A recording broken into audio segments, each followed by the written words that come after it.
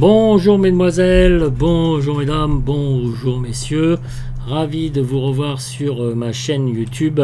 Nous sommes donc sur X-Plane 12 avec le Cessna T337G de Skymaster pressurisé. Le but de cette vidéo est de vous montrer en plein vol si la pressurisation fonctionne. Nous sommes partis de Nice, nous sommes à 11 000 pieds, j'ai mis en service la pressurisation et ça a l'air de fonctionner. Voilà. Par la même occasion, je vais vous présenter cet avion. Donc il est d'une valeur de 29,95 $, disponible sur le X-Plane.org et il a été développé par SkyTouch. Voilà. Que dire sur cet avion? Eh bien, nous sommes en version 1.01. Ils ont quand même amélioré la version précédente qui était en 1.00. J'étais assez déçu de la première version. Je me suis dit, je ne vais pas faire de vidéo dessus. Je vais attendre qu'il fasse quand même certaines améliorations. Pourquoi? Parce que l'indicateur de cap ici ne fonctionnait pas. Je rentrais des plans de vol, il ne suivait pas du tout son plan de vol. Je rentrais des fréquences VOR, il n'y avait absolument rien qui fonctionnait. Voilà. Que dire, les lumières ne fonctionnaient pas. Enfin, elles fonctionnaient, mais elles étaient préétablies. Voyez-vous, donc quand c'est en bonne nuit, bon, ça allait. Mon PZ45 n'était pas associé à la mixture. On va aller savoir pourquoi, je n'en savais rien. La tablette habitable, impossible de la faire apparaître parce que quand je clique ici, il n'y a absolument rien qui se passe. Bref, en fait, cet avion recèle pas mal de petits secrets dont il faut être curieux. Voilà, par contre, il faut bien lire ce qu'ils marquent sur leur mise à jour. Toujours est-il que il n'y a pas de documentation donc fournie avec l'avion, donc Besum Frappan des Merzisicht. Voilà. Mais ça n'empêche pas de s'y intéresser et d'essayer de le faire voler, de déceler les anomalies, mes amis. Alors, voilà. Je vole avec de l'orthophoto. Les nuages, météo en temps réel. Vous voyez, je me fais pas de cadeaux. Certaines fois, j'ai des petits frises. Je pense que c'est dû à ma carte graphique qui est un petit peu faiblarde quand même par rapport à ce qui peut exister donc en ce moment. Et je profite de cette vidéo pour vous présenter donc cet avion. Alors au niveau structure, j'étais un peu déçu au départ, ça m'a fait penser un peu les structures des années 70 maintenant, quand vous voyez la qualité des avions, même à un prix faible, maintenant intérieurement et extérieurement au niveau graphisme, c'est quand même très très joli. Là ils sont, moi je dirais l'intérieur est potable mais reste très moyen. Voilà. Ils auraient pu peut-être faire un petit effort d'amélioration au niveau graphisme. Ceci dit, ça n'empêche pas l'avion de monter, de voler. Hein. Alors, à l'extérieur, mes amis, l'extérieur est tout à fait potable. Vous verrez quand je ferai une vidéo de Cold and Dark et de vol avec le VOR, avec cet avion, eh bien c'est potable. Voilà, pour le prix, il mérite 29,95 $. Bon, c'est correct. C'est pas non plus extraordinaire. Vous faites pas waouh au niveau des structures, mais ça tient la route. Voilà, tout simplement. Tableau de bord toujours aussi sombre à cause de X-Plane 12, ça. Quand ils décideront de mettre ça à jour, ben voilà, je sais pas quand est-ce, mais ça va se passer, un jour ou l'autre. Alors, mes amis, dorénavant avec la version 1.01, la mixture, ok, ça marche. Voyez-vous, regardez, tac, je fais ça. Le GT baisse tout de suite, donc voilà. Le throttle, ça a toujours bien marché. La propulsion, ça a bien marché. Les circuit breakers ne fonctionnent pas. Ici, vous avez les avionics. Alors là, c'est marqué aviomix, ta gueule. Ta gueule, aviomix, ta gueule. Non, plus sérieusement, là, ici, ce sont les avioniques. Alors, j'ai mis un temps fou, comme je vous disais, comme il n'y a pas de documentation. Et ici, ce sont les parking brakes. Alors, au niveau des animations, il n'y avait pas grand-chose. La porte avant, côté passager, s'ouvre. C'est tout, en fait. Et les deux petites fenêtres aussi ici s'ouvrent par l'intermédiaire de la manette qui se trouve ici. Donc là, on ne peut pas l'ouvrir parce qu'en fait, vous êtes en plein vol. Parce que sur le tarmac, ça s'ouvre très très bien. Rien d'autre de plus comme animation. N'attendez pas à avoir un truc de fou. Ici, donc, votre instrumentation, bah, c'est toujours la même, hein, un classique. Hein.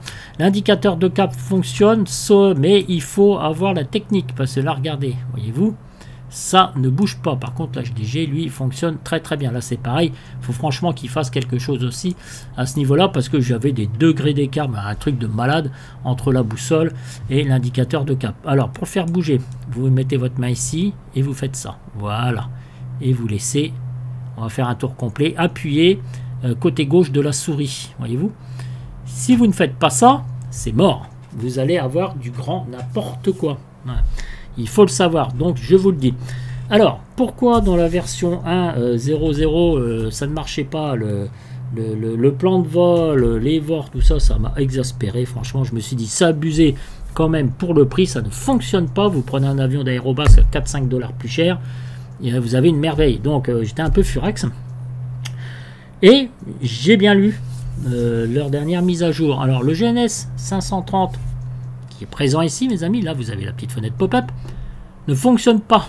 Allez vous voir, allez savoir pourquoi, je ne sais pas. Et avec le GNS 430, tout fonctionne. Voyez-vous, bon là j'ai un petit décalage, mais il suit son plan de vol à la perfection. Voilà, c'est très bien. Ça suit le plan de vol, et même si vous voulez voler en VOR, vous rentrez de la fréquence, là c'est la fréquence du VOR de Saint-Tropez. Vous mettez une course à 240 degrés ici, donc pour atteindre le cap en partant de Nice, hein, je vous le rappelle. Et là, ça marche assez bien. Voilà. Donc, c'est ce que je vais tester à la prochaine vidéo, enfin, dans une de mes prochaines vidéos avec cet avion. Alors, les lumières aussi avaient beaucoup de mal à fonctionner. Les lumières qui se trouvent ici, voyez-vous, ici, vous voyez que dalle. Mais quand vous mettez en mode nuit, ben, ça fonctionne pas trop mal. Vous avez l'instrumentation. Et sur le tableau de bord, c'est ce que je verrai tout à l'heure. La tablette habitable. Ici, vous avez clic. Il se passe absolument rien. Donc j'ai cru que c'était là la tablette habitable, mais en fouillant à droite à gauche, je me suis aperçu, je dis tiens, ici est-ce que ça s'ouvre? J'ai fait les zones cliquables et ici est-ce que ça s'ouvre? Bien, ça c'est ouvert. Alors si je clique dessus, plus de tablette. Si je clique dessus, vous voyez ici vous avez le support, une tablette, et puis bat truc, dites donc, c'est pas formidable tout ça. Eh, dites donc, regardez donc. Voilà. Donc là, ça nous dit exactement où se trouve votre avion en zoomant et en dézoomant. Donc on approche, comme vous le voyez, Montpellier. Très bien, mes amis. On va faire disparaître tout ça. Alors attendez.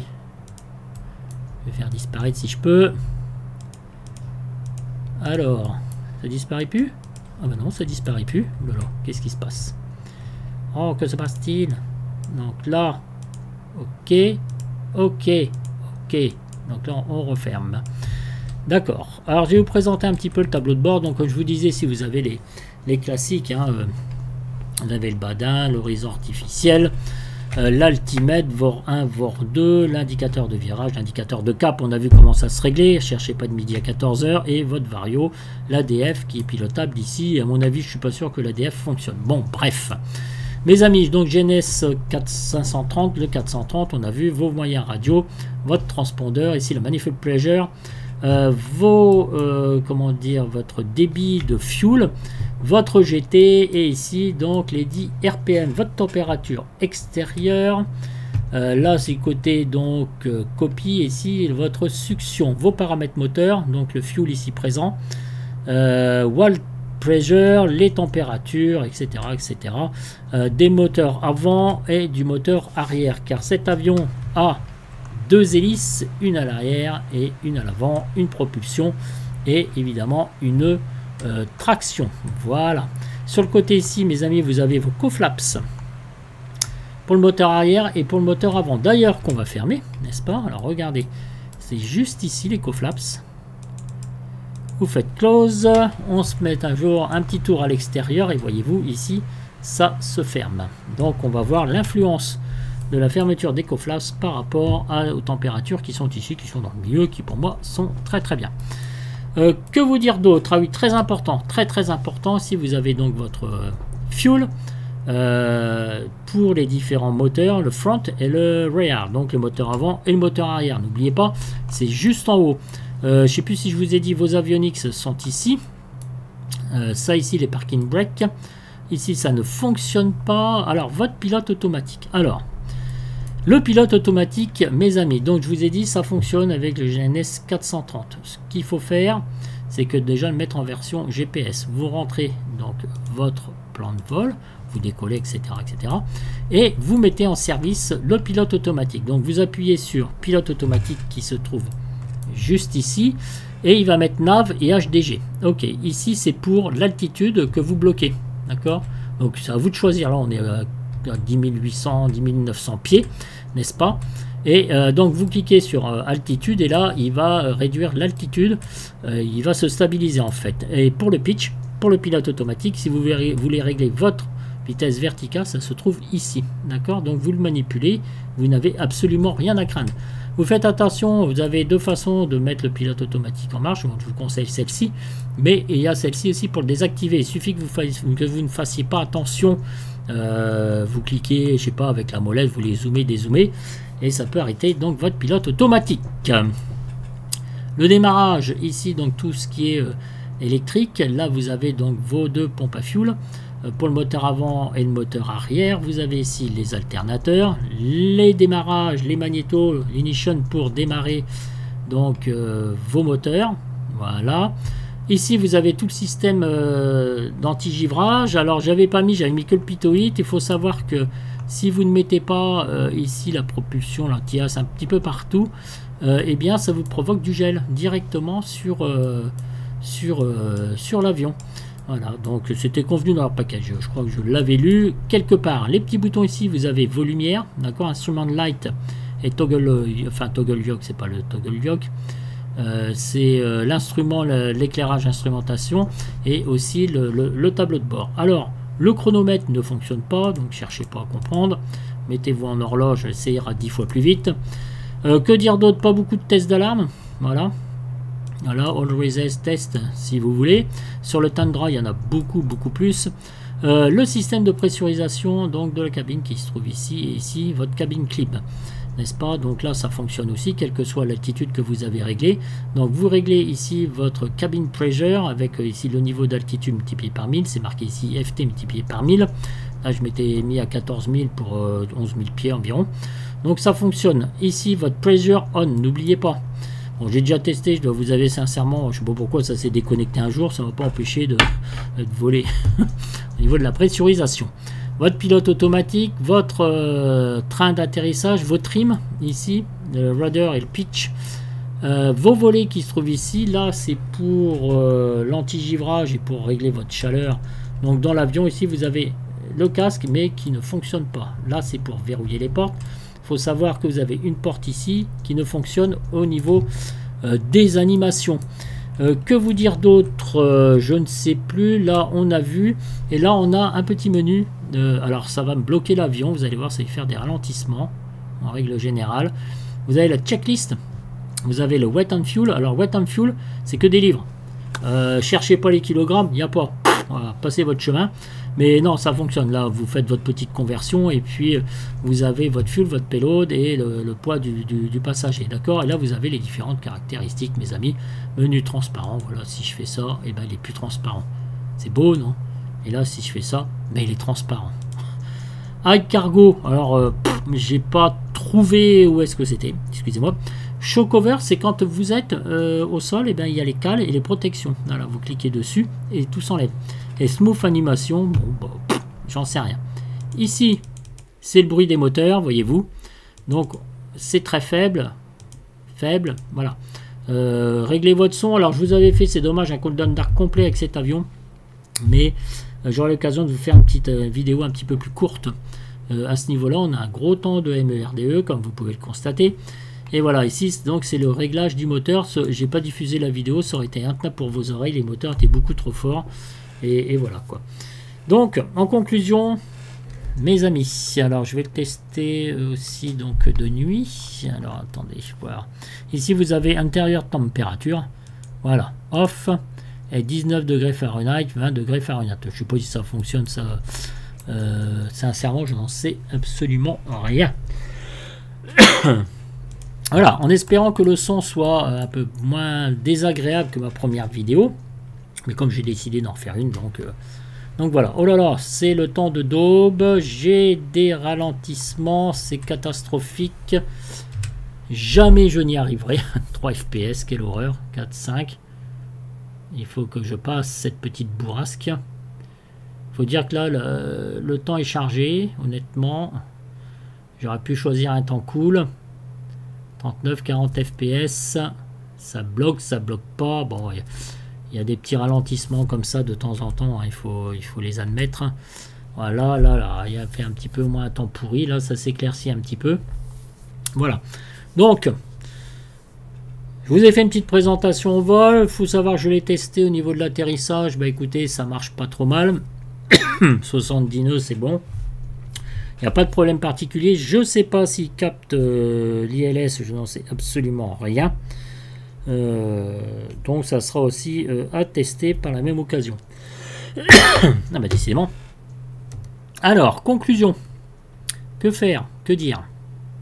Cet avion mérite encore des mises à jour.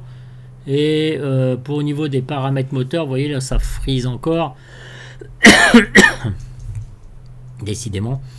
Voilà, il mérite encore quelques petites mises à jour, un petit peaufinage, voilà, pour faire un avion assez parfait. Un GNS 530 à adapter à l'avion, parce que voilà, et donc je ne vois pas pourquoi le GNS 530 ne fonctionne pas, que rien ne corrèle donc avec cet avion.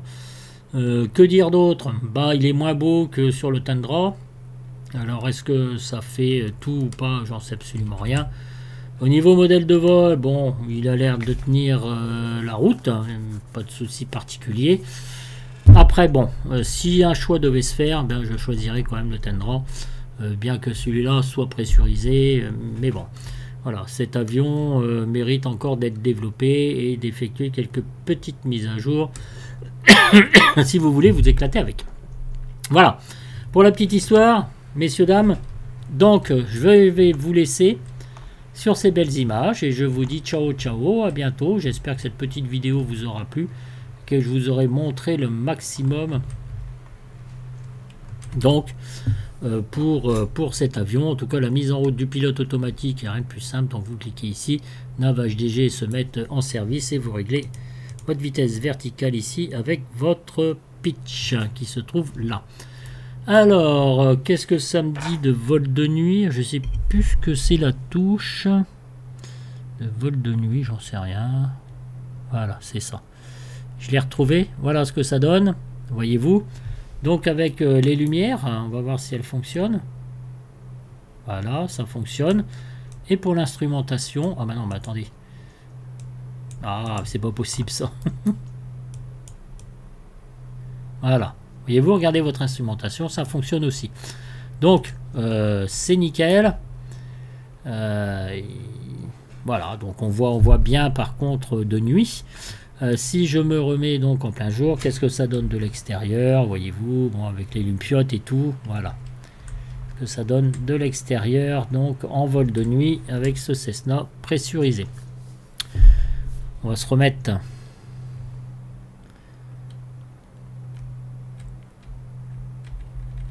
Voilà, en plein jour.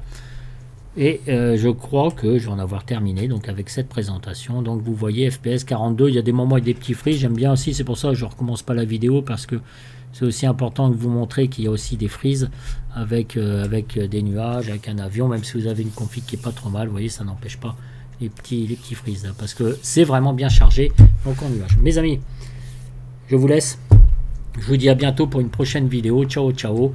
Et profitez bien de vous, prenez soin de vous et à bientôt. Donc je vais peut-être recommencer les planeurs d'ici peu, parce que ça fait longtemps que je n'ai pas réutilisé Condor 2.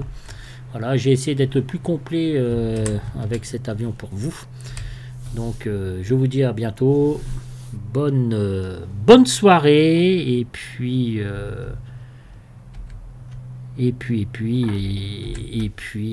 à bientôt donc pour une nouvelle vidéo. Regardez, mon petit avion, il est juste là-haut. Voilà, les différentes touches. La 3, oui, voilà, c'est un peu ridicule. Et voilà, la vue finale. Il y a du vent. Un petit peu de vent quand même. Je vous dis ciao ciao, à plus tard. Salut les amis!